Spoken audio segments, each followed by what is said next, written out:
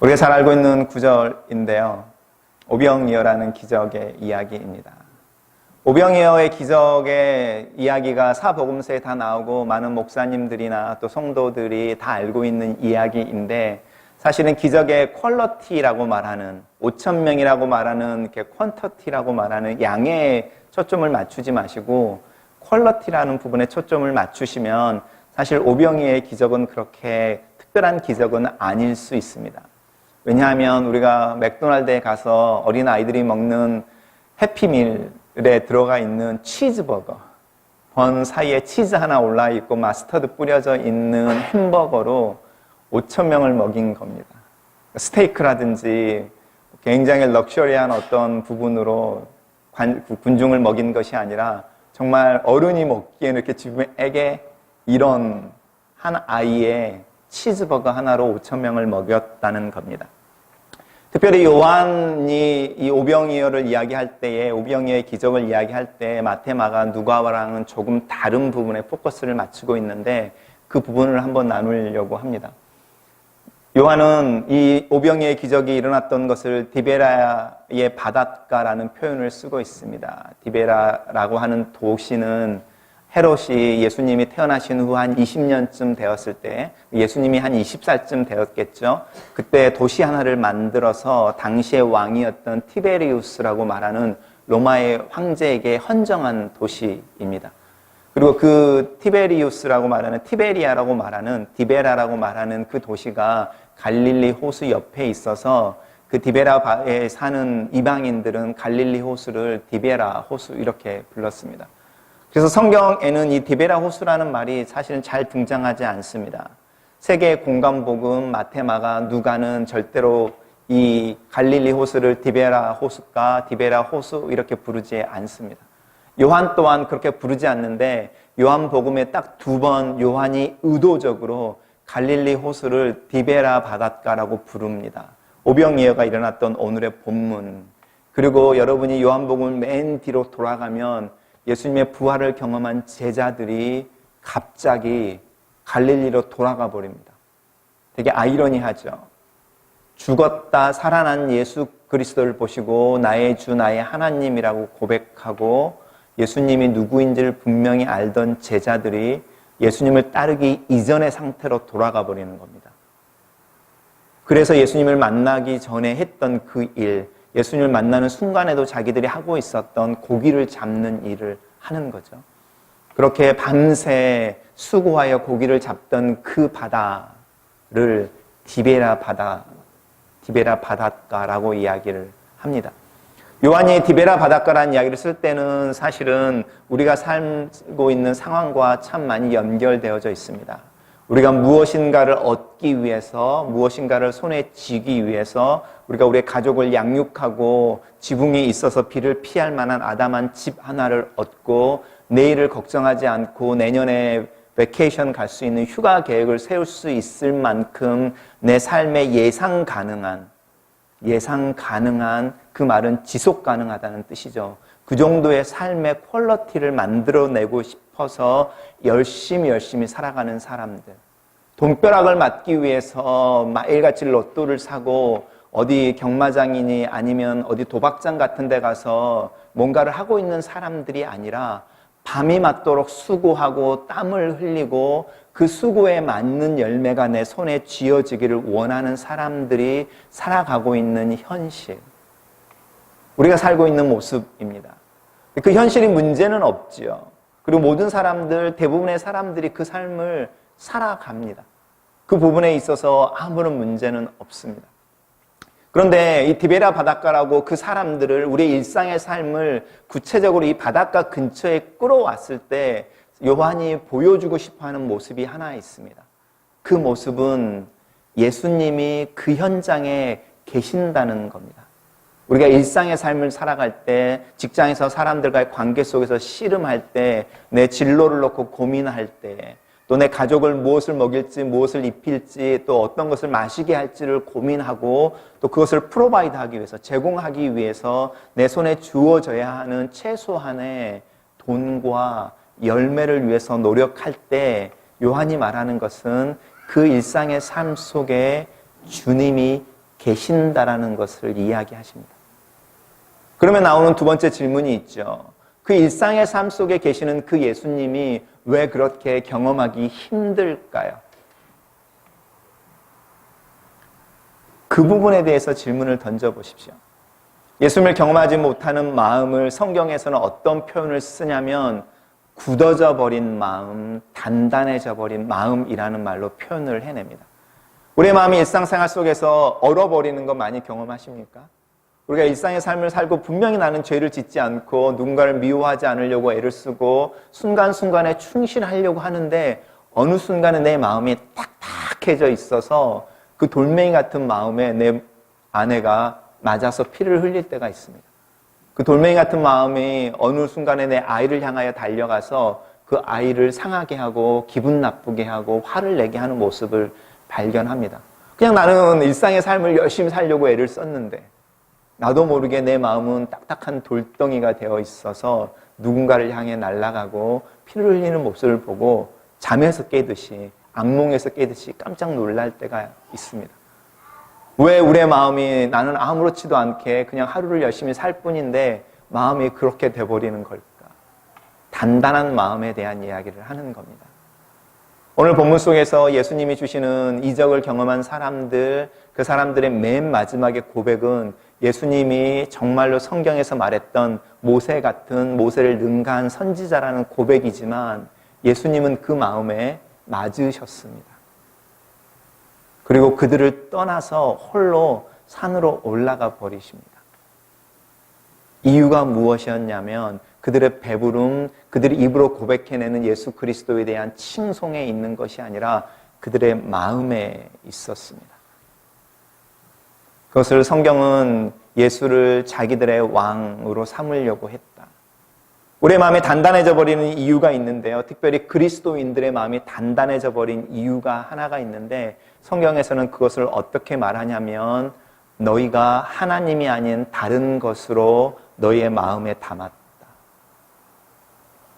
하나님 우리를 유혹하지 아니하시고 하나님 우리로 하여금 죄를 짓지 않게 하시고 하나님 우리로 하여금 실패나 좌절을 경험하게 하지 아니하시는데 그 하나님이 하시는 게 있습니다. 그것을 시험한다라는 표현을 씁니다. 시험한다고 말하는 이 시험은 테스트라는 단어이고요. temptation이라는 단어는 유혹한다는 단어인데 시험이라고 말하는 성경에서 쓰는 단어는 이 두 개의 의미를 다 가지고 있습니다. temptation과 test가 한 단어의 두 가지 뜻으로 나타납니다. 성경에서 하나님이 우리를 테스트하실 때가 있습니다. 그것은 어떤 면에서 사단이 우리를 유혹하고 있을 수 있습니다. 하나님이 보시는 테스트라고 말하는 그 테스트는 우리의 마음을 보고 싶어 하신다는 게 하나님이 테스트하시는 이유입니다. 사단이 우리를 템트한다고 말하는 유혹하는 이유는요. 우리의 마음에 무엇이 있는지를 보고 싶어서가 아니라 우리의 마음을 소유하고 파괴하기 위해서입니다. 하나님은 우리의 마음을 보고 싶어 하시고 사단은 우리의 마음을 이렇게 뭐라고 그러죠? 소유하고 싶어 한다, 어뷰즈하고 싶어 한다. 그래서 파괴하고 싶어 하는 겁니다. 하나님은 왜 우리의 마음을 보고 싶어 하실까?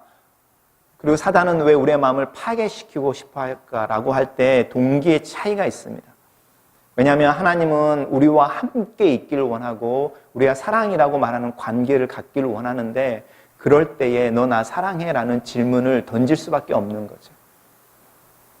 그런데 너 나 사랑해? 라는 질문을 던질 때 그 질문을 던지는 사람은 사실은 무엇을 말하고 있냐면 너 나 정말로 사랑해 안 해? 이걸 말하는 게 아니고요. 나 너 사랑해 라는 말을 먼저 하고 있는 겁니다. 연인들 사이에 오빠 나 사랑해 라고 말할 때 나는 오빠 좋은데 오빠는 나 어떻게 생각해? 오빠 믿어 이렇게 말할 때 똑같은 의미가 있죠. 그러니까 사랑의 고백 속에 사랑의 고백은 항상 나 너 사랑해 라는 말로 끝나기보다는 요즘은 뭐 젊은 친구들은 훨씬 더 다이렉트하게 말하니까 그렇게 말하는지 모르겠지만 저희 세대만 해도 이렇게 얼굴에 이렇게 겸연쩍어서 나 너 사랑해 라는 말 잘 못하고요. 너 나 사랑해? 이렇게 말을 많이 했었죠. 그거에 대한 이야기를 하는 겁니다. 예수님 하나님이 우리의 마음을 보고 싶어 하십니다. 그래서 우리의 마음을 보기 위해서 너 나 정말로 사랑하니? 라고 물어보실 때가 있는데 그거를 테스트라고 합니다. 그 테스트를 통해서 하나님 보고 싶어하는 게 있는데 네 마음속에 정말 내가 있는 거니? 이걸 보고 싶어하는 거죠. 우리의 마음이 굳어져 버리는 이유가 있습니다. 우리의 마음이 굳어져 버리는 가장 큰 이유는요, 내 마음에 내가 있을 때 그렇습니다. 여러분의 마음을 한번 살펴보십시오. 아내와 언제 싸우는지, 남편에게 언제 화를 내는지, 자녀들에게 훈계나 디스플린이 아니라 내 화가 폭발해 버리는지, 내가 누군가를 향하여 험한 말을 하고 험한 태도를 취하고 있는지, 아이러니하게도요, 그 사람들이 담겨져 있는 것이 아니라 내가 내 마음에 담겨져 있습니다. 그런데 이 우주에서 가장 작은 게 나라는 존재잖아요. 나 혼자 절대로 살 수 없고 이 옷도 내가 만들어 입는 옷이 아니고요. 아침 먹었던 음식 하나, 물 한 잔 내가 한 게 아닙니다. 이 세상에서 수많은 이렇게 바닷가의 모래들 중에 한 알이라고 말하면 그 한 알이 바로 나라는 존재이거든요. 근데 그 세상에서 가장 작은 존재로 내 마음을 채울 때에 내 마음이 가장 작아져 버리는 겁니다. 그리고 가장 작아져 버린 그 마음이 가장 단단해져서 조약돌처럼 단단해져 버리는 겁니다. 그리고 그게 골리앗을 향해서 날아가면 문제가 아닌데 내가 사랑하는 사람들, 나보다 연약하다고 생각하는 사람들을 향해서 날아가는 모습이 있습니다. 단단해져 버린 마음이라는 겁니다. 그러면 이 마음을 넓히는 방법이 한 가지가 있겠죠. 가장 큰 거를 채우면 되는 겁니다. 가장 큰 걸로 채울 때에 우리의 마음이 가장 부드러워지고 우리의 마음이 가장 무른 진흙처럼 되어진다라고 말하는 게 성경의 이야기입니다. 그러면 이 세상에서 가장 큰 게 무엇일까요? 지구일까요? 우주일까요? 내 자녀일까요? 하나님을 믿는다고 말하는 사람들은 이 세상에서 가장 큰 것이 무엇인지, 가장 큰 존재가 무엇인지 다 알고 있습니다. 그건 우리가 부정하지 못하는 어떤 내가 알고 있는, 내가 결혼했은 것을 알고 있는 것처럼요, 이미 알고 있는, 어느 순간에 알고 있는 나를 발견하는 지식이 있는데 우주에서 가장 큰 존재는 하나님이라는 겁니다. 그러면 우리의 마음에 하나님이 담겨져 있다면 우리의 마음이 가장 큰 겁니다. 하나님으로 담겨져 있을 때 우리의 마음이 가장 커져서 그 가장 커진 마음에 내 아내도 담을 수 있고 내 남편도 담을 수 있고 나를 미워하는 어떤 사람도 사실은 담을 수 있습니다. 왜냐하면 내 마음이 그렇게 커져서 우주보다 더 커져 버렸으니까요. 그게 무른 진흙처럼 하나님의 손에 들려졌다고 말하는 softened라고 말하는 그 마음인 겁니다. 우리가 이 오병이어의 기적을 이야기할 때에 많은 사람들이 하나님 예수님을 듣기 위해서 예수님 앞에 나왔을 때에 예수님이 그 자리에 계셨습니다. 그리고 예수님이 그 군중들을 오면서 요한복음에서는 그 닭에게 오는 군중들을 보면서 목 잡는 양같이 여겨져 마음이 아팠다, 그 표현을 쓰지 않습니다. 요한복음에는 그 표현이 없습니다. 그 표현 대신에 뭐라고 말하냐면 유월절이라고 말하는 유대인들의 절기가 가까워졌다. 유월절이 뭔지 아시지요? 예수 그리스도를 상징으로 삼아서 예수 그리스도의 보혈의 피 아래서 우리가 자유함을 얻는다는 모형의 절기인데 유대 사람들이 애굽의 노예로 끌려갔을 때에 맨 마지막에 모세를 통해서 하나님이 주신 한 가지 명령 같은 게 있었는데 양을 잡아서 너희 집의 문설주에 문턱에 바르면 그날 밤에 너희들의 가족이 특별히 장자가 무사할 거다라는 이야기를 하는 겁니다. 그래서 패스오버라는 말을 쓰는데 하나님의 말씀을 따라서 그 말씀에 근거해서 양을 잡아 양의 피를 문에 바른 그 집에는 죽음이 건너간다. 그래서 하나님이 말씀하셨던 애굽의 모든 장자들 첫 번째 난 모든 생명이 죽을 거라고 말하는 그 재앙이 넘어간다라는 이야기인 거죠. 그러면 이 유월절의 이야기를 들었을 때에 유대인들은 100%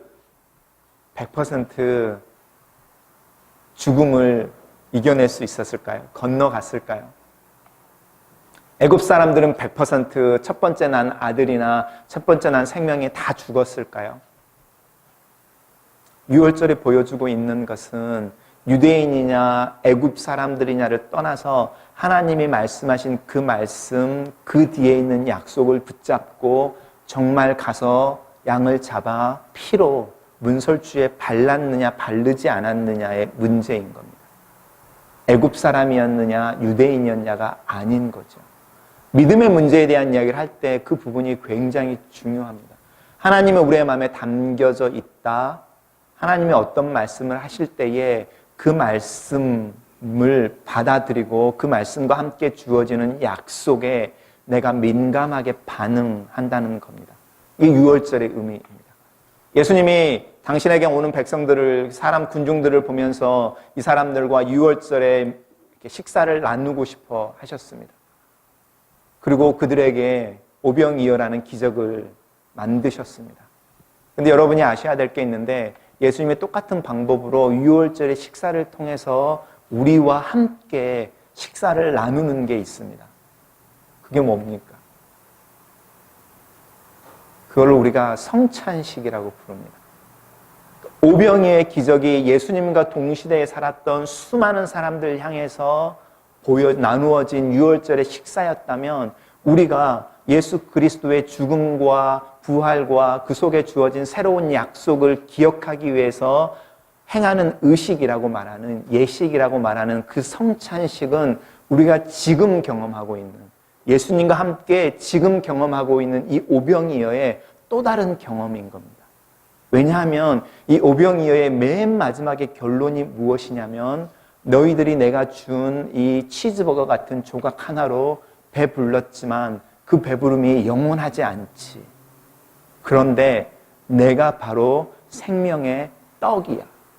나를 먹고 마시는 자들, 나를 유월절의 식사로 받아들이고 나를 유월절의 어린 양으로 믿어서 내 피 아래 거하는 자들, 그들에게는 영원한 만족감이 있다는 겁니다. 근데 여러분, 이 영원한 만족감이라는 게 얼마나 우리를 불안하게 하는지 아십니까? 제가 교회에 온 지 3년이 됐는데 사실 아직도 서먹서먹하신 분들이 있습니다. 우리가 천국에 가서 하나님을 만나는데요, 하나님이 서먹서먹합니다. 그 상상 한번 해보셨습니까? 하나님이 내 이름을 부르면서 아들아 이러는데 별로 안 가고 싶습니다. 그 서먹서먹한 관계로요 영원히 가야 된답니다. 한번 생각해 보십시오. 오병이어의 기적을 경험했다, 경험하지 않았다, 사실은 사도 요한은 그걸로 구원을 받는다, 받지 않는다 이렇게 이야기하지 않습니다. 왜냐하면 하나님의 이적을 경험했던, 예수 그리스도의 이적을 경험했던 모든 사람들이 구원받은 사람들은 아닙니다. 예수님의 이적은 그냥 은혜의 상징으로, 제가 지난주에 말했던 것처럼 낭비되어지는 하나님의 능력처럼 그냥 우리에게 주어집니다. 그래서 때로는 하나님이 우리에게 주시는 은혜이며 하나님의 능력인데 그냥 예수를 믿는 사람이나 믿지 않는 사람들의 머리 위에 내려져서 땅으로 흘러가 그렇게 적셔집니다. 그런데 정말로 중요한 것은 똑같은 비를 경험한데 그 비를 해석해내는 사람들이 있다는 겁니다. 똑같은 비를 맞는데 그것에 의미를 부여할 줄 아는 사람들이 있다는 겁니다. 그 부분이 믿음이라는 부분이 강조하고 믿음이라는 게 달라내게 하는 건데, 그래서 오병이어를 경험했다는 게 중요한 게 아니고 그 오병이어가 나에게 어떤 의미로 내 마음을 채우고 있고 나를 배부르게 하느냐라는 부분이 정말 중요한 부분인 겁니다. 그러면 결국은 우리의 마음속에 무엇이 담겨야 이 의미를 찾아낼 수 있고 우리의 마음이 부드러워질 수 있느냐라는 문제로 넘어갈 때 맨 마지막에 나오는 내가 생명의 떡, 나로 말미암아야만 생명을 그리고 영원한 만족을 얻을 수 있다라고 말하는 예수 그리스도가 유월절의 식사로 너희들의 일상생활 속에 있어라고 말하는 그것을 깨닫는 겁니다. 그럼 내가 일상생활을 사는 동안에 주님이 나와 함께 계십니다. 그리고 나를 만족시키는 생명의 떡입니다. 나를 배부르게 하고 나를 목마르지 않게 하는 생명의 음식이며 음료입니다. 라는 고백을 계속 해내는 겁니다. 그것이 우리가 경험하는 오병이어를 오늘 지금 경험하는 겁니다. 내가 그렇게 살아가는 동안에 이 마음이 누구인가 나누어졌을 때에 그 사람이 내가 주는 5개의 떡과 2마리의 고기를 먹는 사람이 됩니다. 그러면 나는 이 본문 속에 나와 있는 어린아이의 모습처럼 하나님의 자녀로 내 삶을 살아가고 있는 모습인 겁니다. 우리의 믿음의 문제를 살펴볼 때 사실은 중요한 문제가 여기에 있습니다. 우리는 일상생활을 뛰어넘는 어떤 초자연적인 걸 경험하고 싶고 일상생활의 무료함을 이겨낼 수 있는 어떤 자극적인 것을 원하고 또 우리의 마음을, 우리의 혀를 탁 쏘는 어떤 강렬한 음료를 원하지만 사실 신앙이라고 하는 것은 물을 마시는 거랑 똑같습니다. 사실은 그렇게 흥분되어지지 않고요. 그렇게 특별하지 않습니다. 그냥 아침에 일어나서 하루 종일 열심히 살다가 밤에 눈을 감고 잠을 청하는 일상의 삶이 믿음으로 사는 삶입니다. 문제는 무엇이냐면 그 일상의 삶이 나에게 어떤 의미를 가지고 있다고 내가 알아차리고 있느냐라는 겁니다. 그 마음이 없으면 우리가 수많은 기적을 경험하더라도 사실 우리는 알아차리지 못합니다. 그리고 우리가 기적이야 라고 말하는 것은요, 내 마음이 갖고 싶었던 것을 보았을 때 그때만 기적이라고 말할 수 있는데 우리의 마음이 알아차려서 기적이라고 말할 때 내가 갖고 싶은 것이어서 내가 원하던 것이어서 감격처럼 외치는 신맞다라고 말하는 그 외침은 순간적인 거라는 겁니다. 왜냐하면 아까 말씀드렸던 것처럼 나라는 존재는 만족하는 법이 없으며 나라는 존재는 절대로 내 옆에 있는 사람보다 큰 존재가 아니고 나라는 존재는 주변에 있는 어떤 사람들의 도움이나 다른 이들과 상관없이 혼자 설 수 없을 만큼 연약한 존재이며 나라는 존재는 이 세상에서 가장 작은 존재. 그래서 있다가 없어져 버려도 이 세상에 아무런 영향도 미치지 않을 것 같아요. 여전히 시계는 흐르고 사람들은 일어나서 일터로 나가며 세상은 그렇게 돌아가고 있는 그런 모습의 그 내가 채우기 위해서 지적하고 있는, 손가락하고 있는 그 기적은 사실은 기적이 아니라는 겁니다. 하나님이 가르치시면서 이게 기적이야 라고 말하는 것은 우리의 일상의 삶입니다. 사도 바울은 뭐라고 말하고 있냐면 로마 시대의 하인들을 향해서 너희들의 일상의 삶을 최선으로 살아라. 너희들이 무슨 일을 하고 있는지 일의 종류로 평가를 받는 것이 아니라 어떤 마음으로 하고 있는지로 평가를 받을 거다. 우리의 일상의 삶에 있어서 상급은 내가 하고 있는 하찮은 일, 귀한 일, 기적 같은 일 이런 걸로 하나님 앞에서 의미가 있는 것이 아니라 어떤 마음으로, 어떤 태도로 그 일을 하고 있냐라는 겁니다. 그러면 이 종, 하인, 노예라고 하는 사람들이 무슨 일을 하고 있었을까요? 로마 시대에. 밥을 짓고요, 청소를 하고요, 물을 기르고요. 우리가 말한 자아실현이라고 하는 것과는 전혀 상관없는 일을 하고 있었습니다. 근데 그 일이 어떤 마음으로 해야 하나님이 받으시는 걸까요?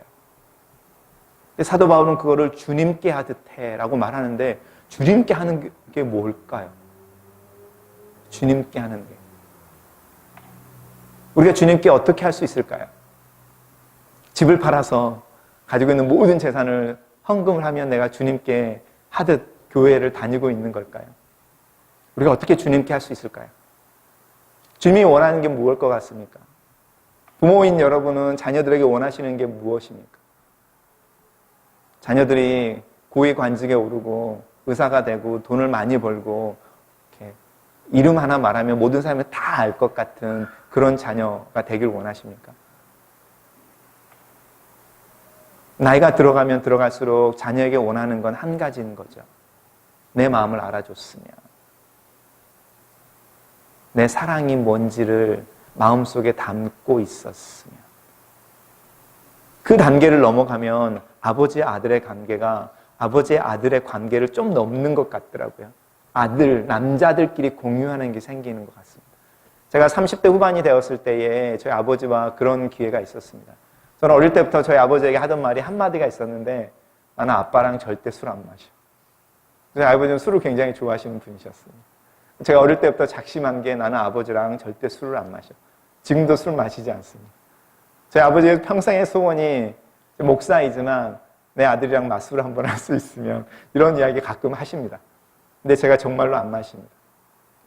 그런데 아버지와 제 사이에 이렇게 어느 순간에 넘어가는 어떤 한 단계가 있었는데요. 그게 무엇이냐면 제 아버지의 어린 시절에 대한 이야기를 하시고요. 그리고 그 시절을 살아오는 이야기를 들을 기회가 있었습니다. 저희 아버지 13살에 결혼하셨습니다. 7남매의 장남으로서 13살에 결혼해서 분가를 하는 거죠. 저희 어머님이랑 둘만 13살에. 왜냐하면 식구에 입을 줄여야 되니까. 저희 할아버지, 할머니, 그 다음에 6 형제들은 같이 살고 나와서 따로 살아야 되는 겁니다. 저희가 살던 데가 서울 같은 큰 도시가 아니고 한 100명 사는 작은 섬입니다. 그러니까 저희 주변에 있는 섬, 큰 섬들은 5,000명, 2만 명 이렇게 사는 섬들은 이미 다 연육이 됐습니다. 차로 다니고요. 다리 건너 다니는데 저희 섬은 아직도 배 타고 가야 합니다. 왜냐하면 100명밖에 안 사는 작은 섬이니까 연육의 의미가 없는 거죠. 근데 그 100명밖에 안 사는 작은 섬에서 분가해서 무슨 일로 먹고 살 수 있겠습니까? 그때부터 품팔이를 하는 거죠. 품앗이. 보다 더 하루 가서 일해주고 이렇게. 제가 태어났을 때는 저희 어머님하고 아버님이 결혼하시고 나서 한 15년 이렇게 지났을 때고 제가 막내로 태어났을 때니까 제가 태어났을 때는 반듯한 집이 있었고요. 방이 있었고 저희 부모님 되게 이렇게 그래도 사시는 줄 알았는데 그렇지 않으신 거죠. 제가 30대 후반에 이런 이야기를 듣게 됐습니다. 저희 아버님이 인생의 짐이라고 말하는 걸 어깨에 지고 살아오셨구나. 저희 아버님 마음속에 이 모든 짐들이 있었습니다. 때로는 회한도 있고요. 눈물도 있고요. 또 미안함도 있고요. 근데 어느 순간에 저랑 이야기를 하는 중에 술 한 잔도 안 마셨는데요. 그게 공감되어지는 때가 있었습니다. 제가 제 아버지의 어깨에 놓여졌던 인생의 무게와 마음 속에 있던 회한과 여러 가지 마음을 이해하게 되는 때가 있었습니다. 그거를 경험하면서 저와 제 아버지는 아버지와 아들이라고 하는 단순한 관계가 아니라 남자 대 남자, 저 또한 가장으로서 저희 큰애가 태어났을 때 이 아이를 어떻게 키울지를 고민하고 있고 부족한 재정 때문에 씨름하고 막 이러고 있을 때에 저희 아버지의 이야기를 들으면서 공감되어지는 게 있었습니다. 그게 관계라는 겁니다. 그러면 저는 지금도 이렇게 떨어져 있지만 옛날처럼 저희 아버님이 멀리 계시지는 않습니다. 왜냐하면 저는 그 아버님을 이해하고 그 아버지가 저를 이해하고 저희 아버지가 하시는 말씀이 너 또한 한 가정의 가장으로서 너에게 주어진 인생의 무게를 네 어깨에 지고 가는 중에 시간과 공간 속에서 좀 떨어져 있는 것 문제가 아니다. 너는 네가 그렇게 가는 거고 나는 아버지로서 내 인생의 삶을 살아가는 것에 대한 이야기를 하셨습니다. 그러는 중에 나오는 부분이 그 공감대라는 건데 그것을 우리가 사랑이라는 말로 표현한다면 내가 우리 아버지를 사랑할 수 있는 방법은 친구처럼이 되어지는 사랑, 그 아버지의 마음속에 무엇이 있는지를 알아내고 그것을 알아차리는 그 사랑밖에는 없습니다. 왜 성경에서 우리가 하나님을 향하여 예수님을 향하여 표현해낼 수 있는 사랑의 극치를 한 단어로 표현할 때 우정이라는 표현을 쓰고 있는지를 기억해 보십시오. 연인들 간에 있는 사랑을 이야기하지 않습니다. 부모님들이 아이들을, 자녀들을 사랑하는 사랑이 아니라 친구가 친구를 사랑하는 그 우정이 우리가 주님을 향해서 표현해낼 수 있는 최고의 사랑이라는 겁니다. 그 우정이 말하고 있는 것은 그 마음속에 무엇이 있는지를 안다는 거잖아요. 그럼 다시 돌아가서 종들이 주인을 섬길 때에 죽게 한다고 말할 때 그것은 순복해라, 복종해라 이런 이야기를 하는 게 아닌 거죠. 그들 또한 주님이 필요한 사람들이라는 것을 기억해내는 겁니다. 그리고 주님이 나를 사랑하시는 그 사랑이 그들에게도 전달되어지길 원하는 마음으로 밥을 짓고 물을 데피고 청소를 하는 겁니다. 특별히 이 종들이 이 편지를 읽었을 때에 이 종들에게 바울이 말하는 상전들은요 100% 그리스도인들이었을 겁니다.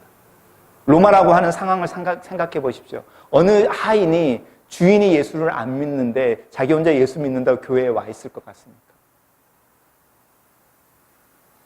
주인이 예수를 믿으니까 이 종들이 교회에 오는 거죠. 왜냐하면 옛날에는 주인이 예수를 믿으면 온 집안이 다 예수를 믿는 상황이어서 너와 내 집이 구원을 얻으리라는 말이 문자적으로 적용된 시대니까 사도 바울이 골로새서에서 종들아 주인들을 향하여 주를 사랑하듯이 해라고 말할 때 그 주인들은 크리스찬들인 거죠.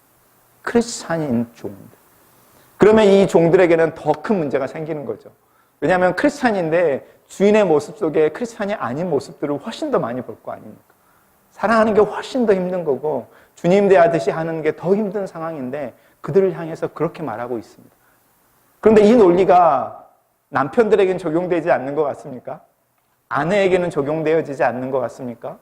자녀하고 부모의 관계는 적용되지 않는 것 같습니까? 다 적용됩니다. 죽게 하듯 해라. 죽게 하듯 해라. 우리가 주님으로 우리의 마음이 채워져 있어서 사람들을 만날 때, 무슨 일을 할 때, 일상의 삶을 살 때 주님의 마음으로 할 수 있다는 것을 계속적으로 생각해내고 그 마음을 갖기 위해서 주님으로 내 마음을 채우기 위해서 애를 쓰는 부분이 우리의 마음을 무른 진흙처럼 만들어내는 거며 5천 명이 먹는다고 말하는 그 기적에 지금 이 순간에 내가 배불렀다고 말하는 그 순간의 느낌의 기적이라는 말을 쓰는 것이 아니라 그건 넘어 계시는 하나님을 보고 그 넘어 계시는 예수 그리스도를 보고 그 예수 그리스도 때문에 그 하나님 때문에 내가 지금 숨 쉬고 있는 이 순간이 기적입니다. 왜냐하면 여기에 예수님이 나와 함께 계시고 당신의 몸과 피를 나에게 줘서 나를 살게 하시고 나를 배부르게 하시고 나와 함께 웃고 울고 숨 쉬고 자고 계시니 내 삶이 기적입니다. 이것을 고백해내는 사람들의 마음, 그 마음이 얼마나 부드러울지를 생각해 보십시오. 이 마음이 주님을 붙잡는 마음인 거죠. 주님, 산에 홀로 가지 마시고 저와 함께 있으십시오. 아니면 주님 홀로 가지 마시고 제가 같이 갈게요. 저도 산기도 가고 싶습니다. 이렇게 갈 수 있는 마음인 겁니다. 그 마음이 오병이어의 기적을 통해서 주님이 찾고 있는 마음인데 그 마음을 오늘 모인 군중들은 보여주지 않습니다. 오히려 예수님을 소유해버리려고 하는 거죠. 사단이 우리의 마음을 소유해서 자신의 유익을 취하려고 하는 것처럼 예수를 소유해서 내가 원하는 것을 얻으려고 하는 겁니다. 그리스도인들의 마음속에 단단해져 버린 마음이 교회 안에 있을 때 어떤 일이 일어난지를 생각해 보십시오. 정말로 무서운, 세상에서 가장 무서운 싸움이 정말로 일어나면 그 싸움이 교회에서 일어나고 있는 것. 정말 지금 우리가 이렇게 앉아있죠. 정말 분위기 좋은 거죠. 우리 안에서 싸움이 일어나면 여러분 중에 뛰어나와서 제 멱살 잡고 그만하십시오. 이렇게 끌어내리지 못하실 것 같습니까? 끌어내린 일이 교회 안에서 일어납니다. 치고받고 모든 이야기들 하고 죽음을 이야기하고 살인까지 이야기하는 모든 대화들이 이 교회 안에서 일어납니다. 마음이 굳어져 버리는 사람들. 특별히 은혜를 경험한 사람들의 마음이 굳어져 버렸을 때 하나님이 아닌 다른 것으로 특별히 자기로 채워져서 그 자기라고 말하는 단단해져 버린 마음이 교회 안에서 움직이고 있을 때 얼마나 큰 일들이 일어나는지를 사실 우리는 다 알고 있습니다. 오병이의 기적을 통해서 예수 그리스도를 왕 삼아 자신들의 배가 부르고 싶었던 사람들이 믿음이라는 이야기로, 기적이라는 이야기로, 체험과 은사라는 이야기로 교회 안에서 움직이고 있을 때 어떤 일들이 일어나는지 우리는 다 알고 있습니다. 예수님이 그 사람들을 떠나버리시는 거죠.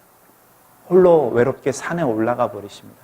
왜냐하면 당신조차도 당신의 마음이 하나님으로 채워지지 않을까 두려워서 자신을 향해서 주어지는 수많은 환호와 함성과 칭송에 자기 마음에 당신 자신이 있어 버릴까 봐.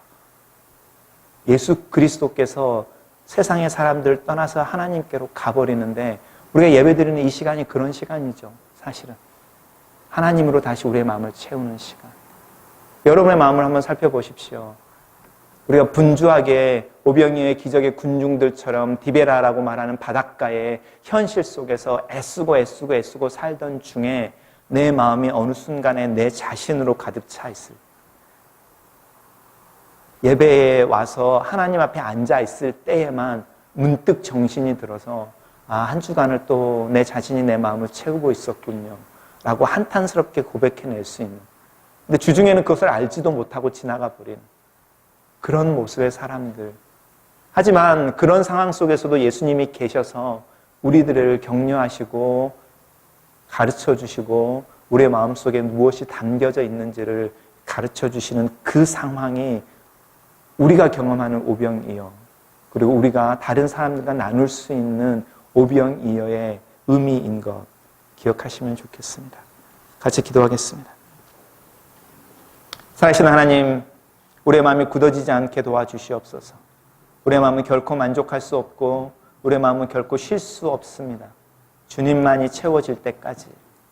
하나님, 우리의 마음이 주님으로 채워지길 원하고 주님으로 만족하길 원하고 또 주님이 함께 있는 것을 기억하고 고백하는 중에 우리의 일상의 삶이 주님이 보시기에 아름다운 삶으로 사라지기를 원합니다.